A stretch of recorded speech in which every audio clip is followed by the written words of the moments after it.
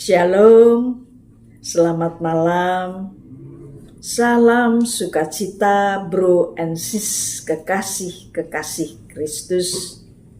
Sungguh bahagia kita masih bisa bertemu di acara saya dan PKLU membaca Alkitab bersama SPMAB melalui media Sabda Bina Umat di edisi Rabu 15 Juli 2026 malam.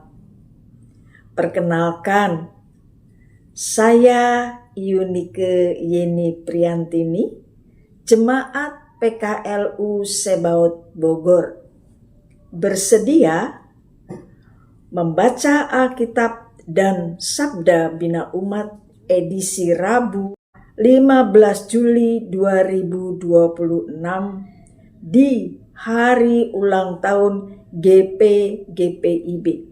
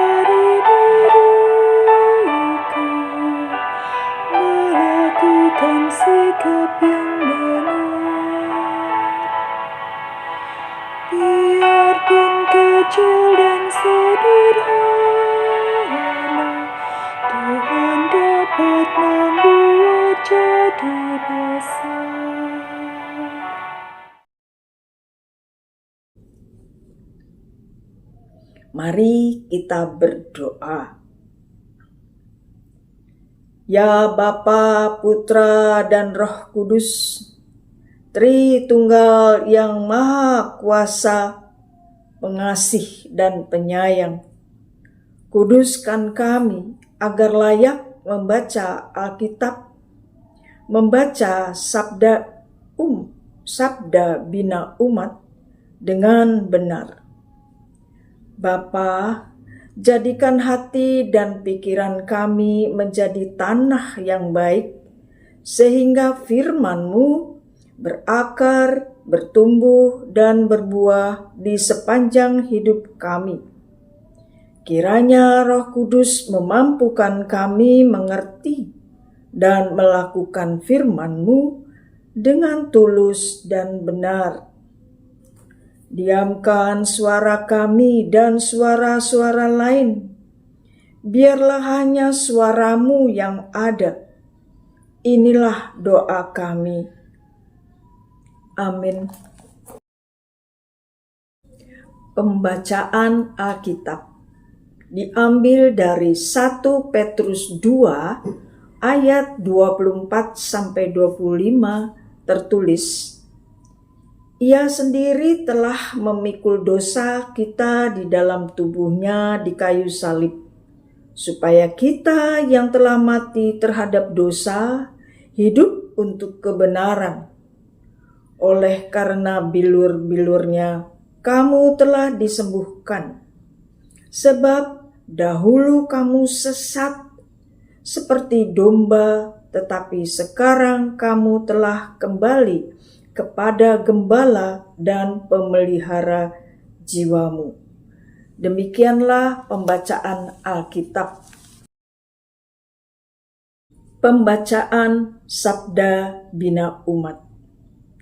Judul renungan malam Minggu ke-7 sesudah Pentakosta, hari ulang tahun GPIB Rabu 15 Juli 2026.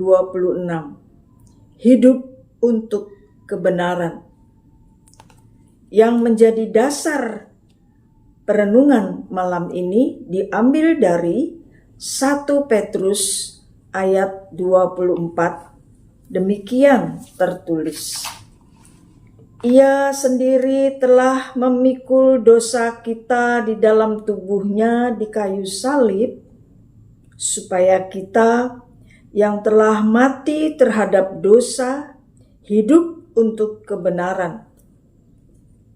Oleh karena bilur-bilurnya kamu telah disembuhkan. Pembacaan Sabda Bina Umat. Bro and sis, kekasih Kristus, orang baik akan terus berbuat baik dan melakukan yang benar. Kebaikan dan kebenaran selalu berjalan beriringan. Kebaikan dan kebenaran nampak dalam sosok Yesus. Ia adalah contoh keteladanan. Akulah gembala yang baik. Tertulis di Yohanes 10 ayat 11. Yang memberikan nyawanya bagi domba-dombanya, umatnya. Surat Petrus ini menyebut Yesus sebagai gembala dan pemelihara jiwamu.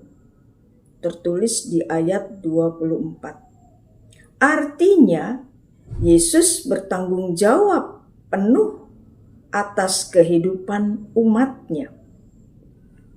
Ia sebagai gembala turut menjaga dan memelihara jiwa-jiwa umatnya. Tidak ada satupun domba yang luput dari perhatiannya dibiarkan tersesat dan hilang. Ia akan mencari kemanapun domba itu berada atau melarikan diri tersesat dan disesatkan orang fasik atau orang jahat dari sang gembala. Yesus sendiri mencari manusia yang sesat dan berdosa. Ia rela mati atas dosa manusia agar manusia yang diselamatkan hidup untuk kebenaran. Terdapat di ayat 24. Sahabat Kristus. Anjuran hidup untuk kebenaran bukan sebuah slogan. Orang beriman harus mempraktikkan kebenaran itu dan tidak bersikap manipulatif. Realita di dunia sekitar kita muncul aksi-aksi orang-orang yang melakukan tindakan ketidakadilan dan berbuat kesemena-mena atas kehidupan orang yang melakukan kebenaran. Naifnya,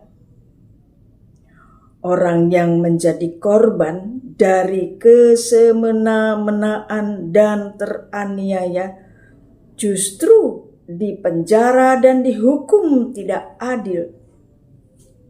Di negeri ini kebenaran dan keadilan semakin jauh panggang dari api. Hukum tajam ke bawah dan tumpul di atas.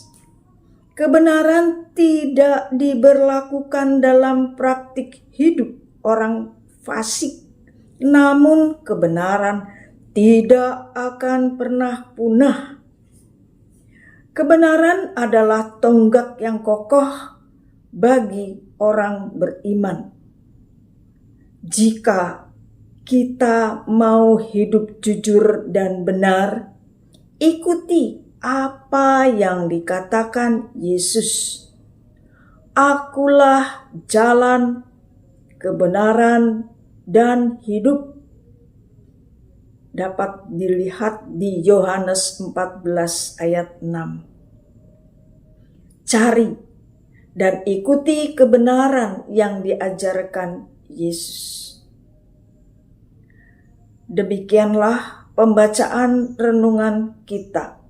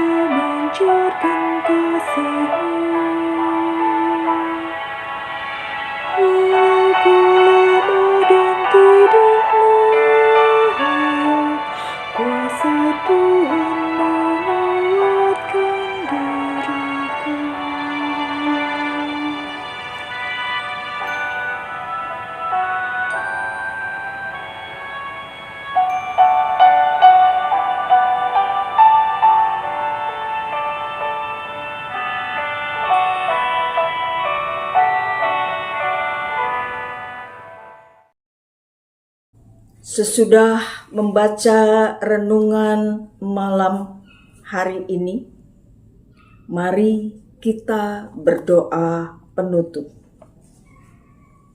Ya Bapa, Putra, dan Roh Kudus, terima kasih atas kesempatan kami membaca Alkitab dan perenungannya.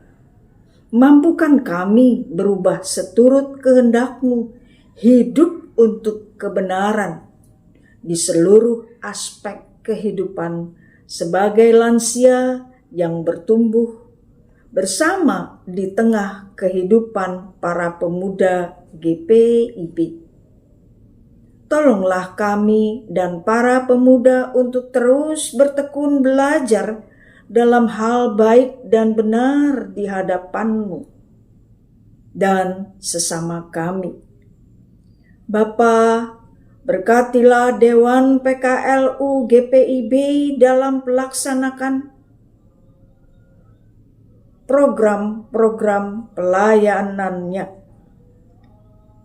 terkhusus program SPMAB ini. Semangatilah dan pulihkan kami di kehidupan saat ini. Dalam nama Tuhan Yesus kami sudah berdoa. Amin.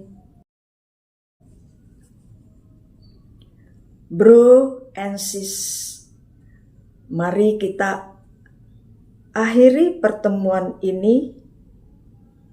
Sampai jumpa di edisi SPMAB berikutnya. Selamat beristirahat. Tuhan memberkati.